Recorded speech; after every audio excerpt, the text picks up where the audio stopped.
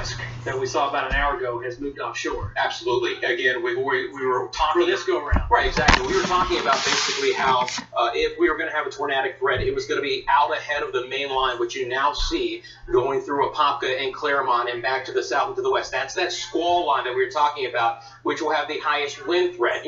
Pool screen damage is what you would see out of this.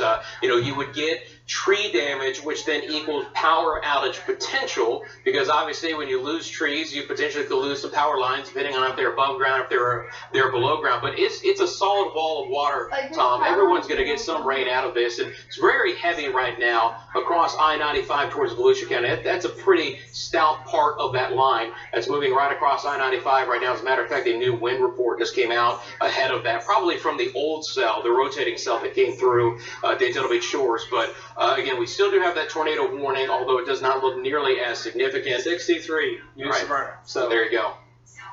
That's what we expected with this. So again, the highest tornado risk, we are still under a tornado watch until 10. So we got an hour and a half.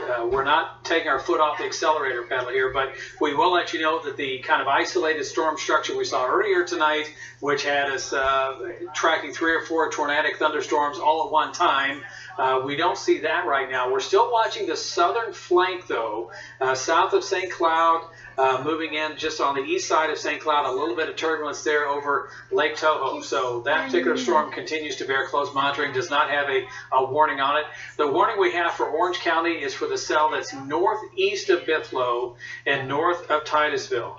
So we'll continue to monitor this as it moves toward the north and east. And this warning, again, is going to be north of Titusville, Southmere area, Turnbull, but Rusty does not appear to be nearly as well organized as earlier. Extremely broad rotation. Broad rotation is right, yes. Yeah, again, the tornado warning will continue until 8:30. And this is a look at it. Now we're looking at reflectivities. We have a lot of lightning here. The lightning, as Rusty pointed out earlier, is kind of spread along this thing. It's almost like it's sheared apart. And we have heavy rain now that extends from Bithlo.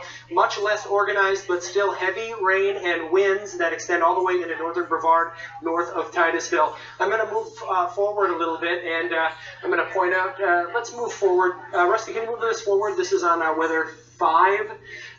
Towards Southmere, we have the heavy rain here. Again, this is Turnbull, north of Titusville. One thing I want to point out, this is interesting here. Now, we're looking at the broad rotation. We look at couplets that have a tight rotation where you see the tightly packed greens and reds.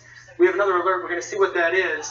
But just to show you, to compare this with you, we have this really tightly packed rotation here in Oak Hill. That's what we were worried about. That's something that would say maybe we have a tornado warning. The rotation with this tornado warning right now in Orange, Eastern Orange, and Seminole, Northern Brevard, Southern Volusia County isn't quite that tight.